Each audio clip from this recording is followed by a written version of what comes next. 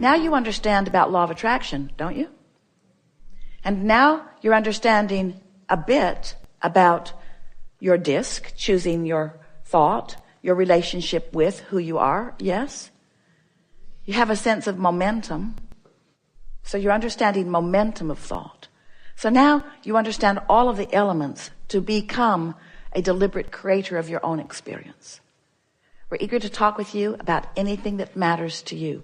Don't worry about us. We will wedge our message in the crack.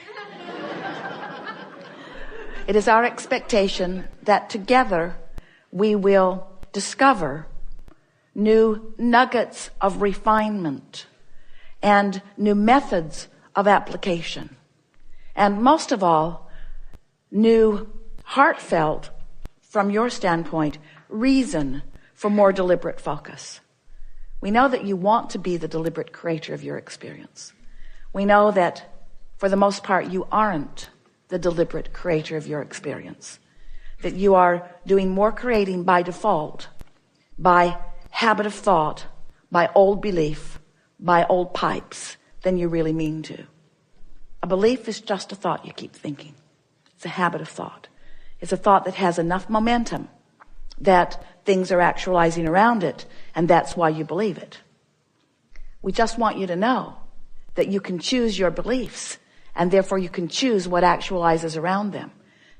You also will discover that you don't need to try to talk anybody else out of their beliefs, because in that effort, you talk yourself into them. Because you live in a universe of attraction, and there's no exclusion. So when you say, I don't want to think about that, you're thinking about that thing you don't want to think about.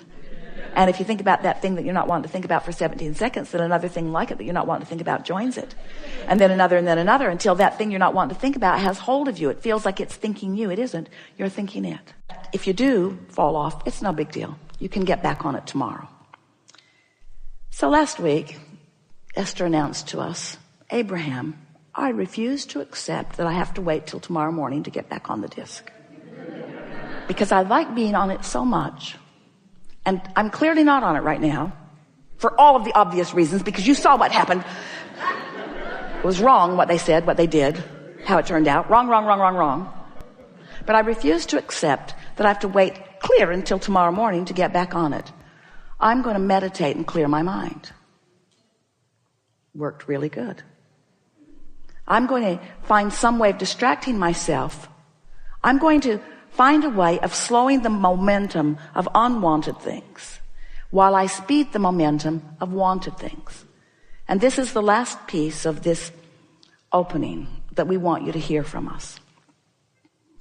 Make no effort at slowing negative momentum, because it just speeds it. Because this is a universe of inclusion. There's no exclusion. It's all about attraction.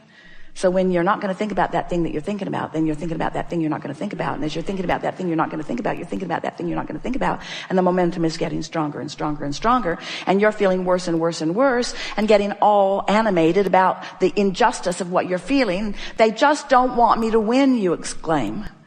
And we want you to understand that it's all about what you're doing. And when it doesn't feel good, just lay as low as you can lay, as fast as you can do it. So rather than trying to stop negative momentum, your work, this is your assignment for the rest of your life. We never give homework, but today we're going to. Find ways to get positive momentum going. That's it. That's your work. Get on the disc, stay there as long as you can. If you fall off, no big deal. Get back on as quickly as you can. If you fall off, no big deal. Get back on. Until what will begin to happen is you'll have enough positive momentum that you'll begin feeling what the true power of influence is that we've been talking about.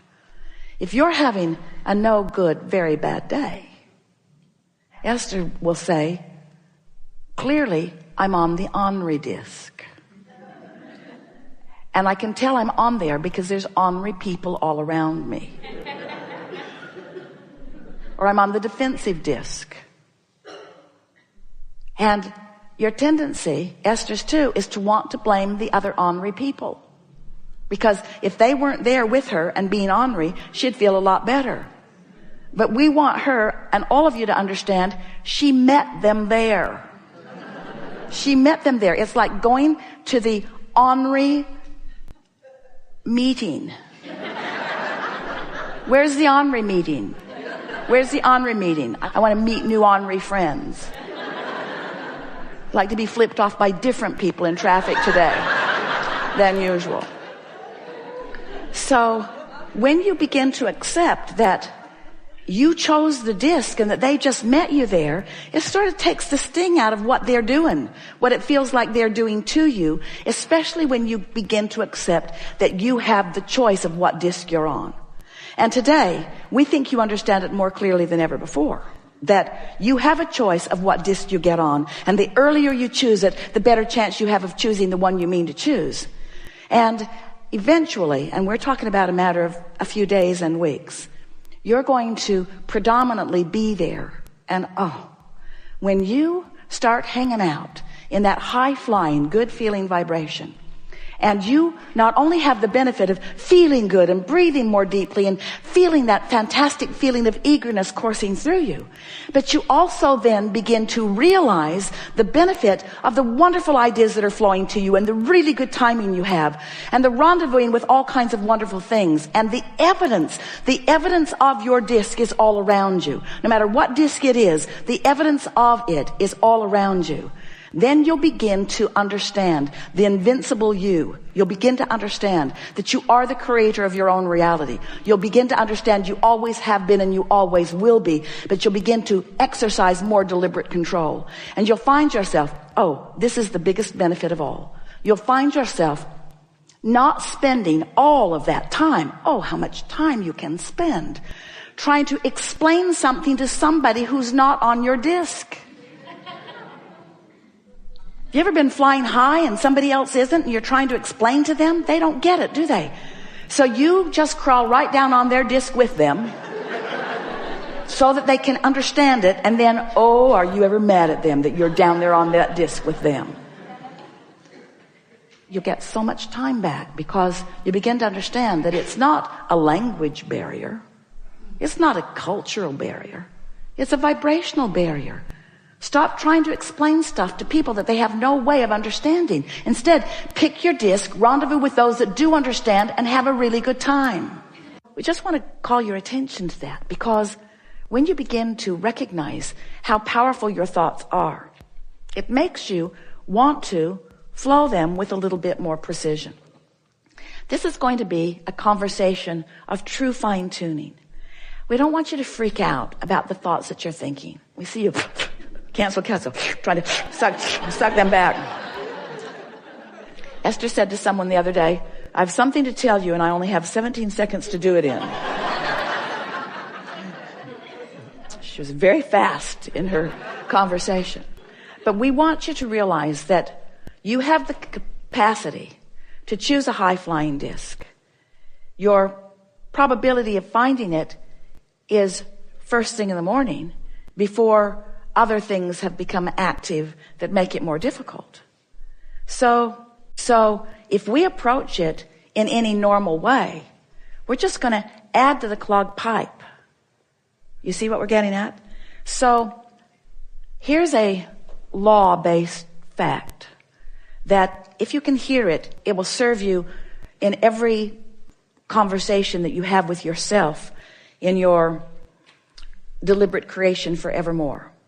The more general you are when you approach a topic where you know you have clogged pipes, the better off you'll be. Now think about what that means. If you don't have any clogged pipes, if you're thinking about something wanted, then the more specific you are, the faster the momentum and the better it is because you're carving out a path of least resistance to something. But when you're thinking about something unwanted and adding to what you do not want, then the less specific you are, the better off you'll be. Does that make sense to you? So, you start. What's the goal here? To find the first pure thought about abundance. A pure thought about abundance. So just reach for a pure thought about abundance, which means try not to have it have any relationship to you. If you're not feeling abundant, then it'd be good to leave you out of the equation for just a little bit. So let's just talk purely about the idea of abundance. If you've been following us for a while, we've been talking to you about your emotions and what they mean. You heard us today say that negative emotion means you've got a vibration going on that you're not up to speed with. And that positive emotion means you've got a vibration going on in your vortex that you are up to speed with. So today we want you to contemplate that these emotions, which go all the way from appreciation and love and ecstasy, passion, fulfillment, love, that feeling of invincibility, that feeling of eagerness for life, you know how that feels, all the way down to despair, to a feeling of fear, to a feeling of disempowerment, to a feeling that they don't want me to win, that feeling of having no control of your life. And of course, there's every imaginable emotional word or feeling in between all of that. So now we want you to realize that you are a vibrational being and that you've got a momentum going. So we'd like you to envision this spinning disc, this pure, positive energy disc, this high-flying, good-feeling point of attraction that somehow, some way, you've managed to get on. And we want to say to you, it's pretty easy first thing in the day before something happens, before you read your email, or before you see another person who is irritating, or before you start remembering what went wrong yesterday. In other words, you can get on that high-flying disc pretty easily because you wake up there. And if you don't do that thing you usually do that causes you to choose a lower disc, then there you fly for a little while.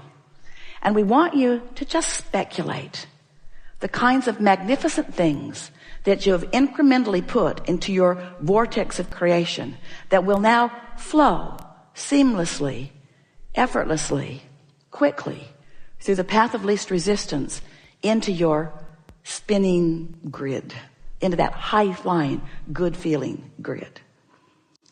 Esther's been having a lot of fun with this visual because she's discovered that if she cares about getting on it, she most always does. And if she cares about staying on it, then she's mindful of the 17-second scenarios that might take her from it.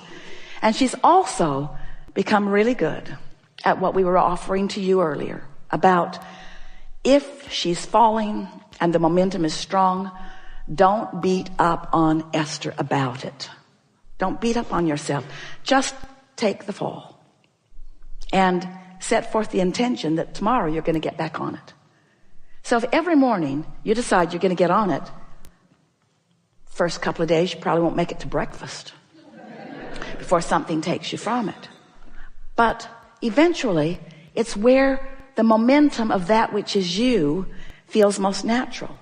It's just pretty easy to stay there, especially when you realize that by staying general, you don't challenge it, you don't risk anything. Esther had the dashboard cards made, and the first group of them were edited for space, and they said, things always work out for me. And Esther could feel the slight offness of that, because every time she's heard us say it, she's heard us say, things are always working out for me. Present tense. They are always. In this moment, they are working out. In this moment, they are working out.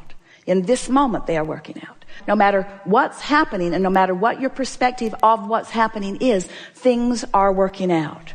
And as you practice that thought and come to own that, your concerns will be replaced with feelings of adventure, and your fears will be replaced with feelings of adventure and eagerness. Your confusion will be replaced with more moments of clarity, and your scrutiny of your time-space reality will be replaced with a feeling of appreciation of the bigness and the fullness and the possibility of it. The vibrational acuity that you have embarked upon as a result of the hours that you've patiently listened to us rambling here today has put you on a bouncing off place that will bring evidence to you immediately. And as you savor each and every particle of the evidence, that is coming in response to your newfound vibrational frequency. You see, we've been here way more than 68 seconds.